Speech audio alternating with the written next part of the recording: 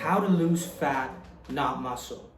If you lose 20 pounds of weight, but only 10 pounds of that 20 pounds lost was fat, and the rest is, 5 pounds of muscle, 5 pounds of water, you're not gonna be looking and feeling your best. You'll feel drained, you'll feel weak, performance will suffer, and you won't have the physique that you're after.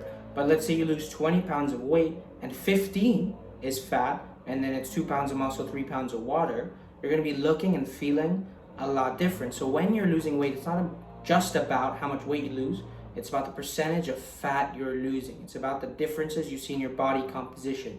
It's about increasing your energy levels, and it's about getting to your ideal goal weight and then maintaining it for the rest of your life. Because if you start out at 260 and your goal is to get to under 200 pounds, you get to 199, but then you can't maintain it and you get back up to 240, 250, what's the point, right? Once you get to your goal weight, you want to be able to maintain it.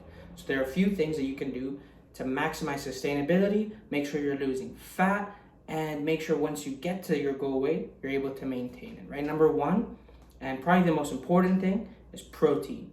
Start off by aiming for 1 gram of protein per pound of your goal weight. Once you can be consistent with that, increase it to 1.2 grams of protein per pound of your goal weight. Once you're good with that, increase it to 1.5.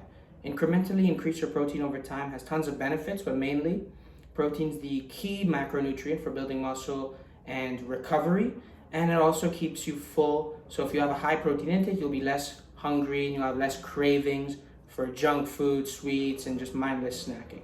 So you want to make sure your protein intake is dialed in. Number two is recovery.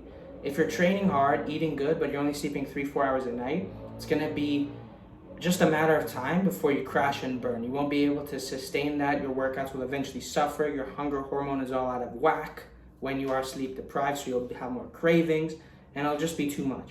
So get a solid pre-bed routine, 30 minutes before sleep, don't use any screens.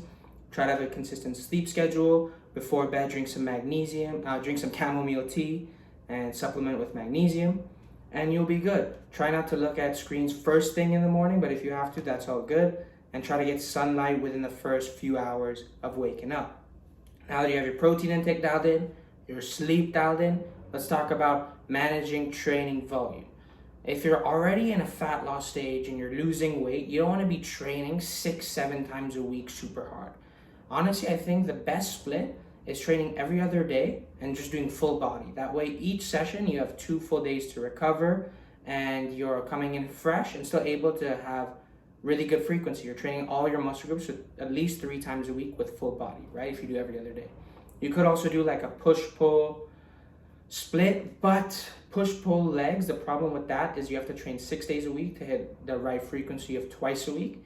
So if you like the push-pull split, what I'd recommend is doing push with quads and then pull with hamstrings, taking a rest day and then repeating it. So you're only training 4 days a week and you're getting all your frequency required for optimal growth, which is just hitting every muscle group twice a week. 3 times is cool, but you just need to hit it twice a week, right? So just managing your volume is going to be key, because if you're overtraining, it's just going to be too much. You won't be able to recover, your strength will suffer, and that's not going to be good for retaining muscle, right? Because in order to retain muscle, you need to retain strength. If your strength stays the same while you lose weight, that's good. If your strength goes up while you lose weight, that's amazing. That means you're building a little muscle while losing fat, which is ideal.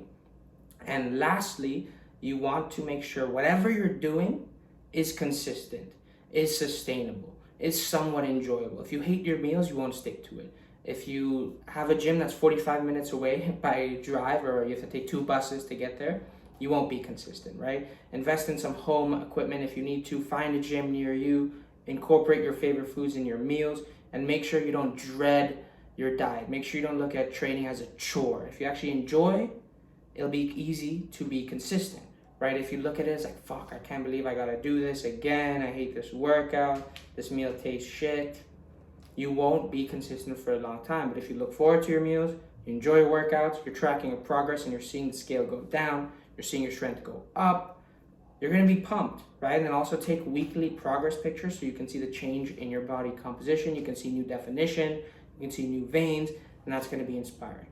But if you follow this and you are consistent with everything, save this video so you don't forget anything, you'll see success. You'll lose weight and you'll keep muscle and maybe even build muscle and look drastically different in terms of body composition in just a few months.